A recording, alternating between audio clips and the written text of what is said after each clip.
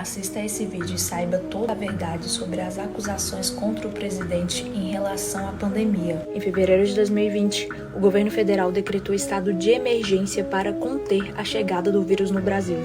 No entanto, governadores e prefeitos não quiseram cancelar o carnaval, mantendo as festas. E quando falam que esse homem falou de uma gripezinha, olhem só a verdade. De cada 100 pessoas que pegam o vírus, 80, 90 pessoas têm um resfriadinho de nada. Com a proliferação do vírus, o STF tirou das mãos do presidente a gestão do combate à pandemia e entregou nas mãos dos mesmos prefeitos e governadores que tinham acabado de realizar o carnaval.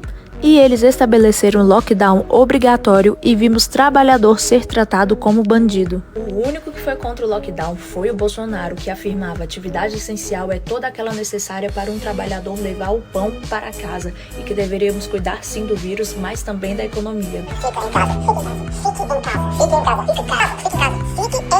Mais tarde, a própria OMS declarou que essa medida era ineficiente na contenção do vírus. Bolsonaro criou o auxílio emergencial, liberando mais de 300 bilhões de reais para a população mais carente. Também repassou mais de 100 bilhões de reais para estados e municípios, além do investimento já existente na saúde. Porém, muitos prefeitos e governadores usaram de corrupção e superfaturamento, o que causou vários escândalos, como compras de respiradores que nunca chegaram e até mesmo construção de hospitais que nunca foram usados. E mesmo de mãos atadas pelo STF, cada morte foi colocada na responsabilidade do Bolsonaro, assim como a inflação e o desemprego.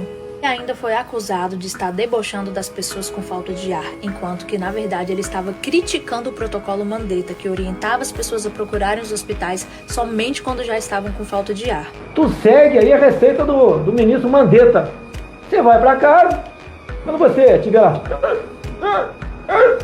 falta de ar, você vai para o hospital. Mandetta, o cara com falta de ar, ele vai para o hospital para fazer o quê? Para ser entubado. Meu Deus do céu. Também foi chamado de negacionista simplesmente por dar a liberdade ao cidadão de escolher se tomaria ou não a vacina, que inclusive havia sido criada em meses, e nós sabemos que o processo de criação e testagem geralmente leva uma década.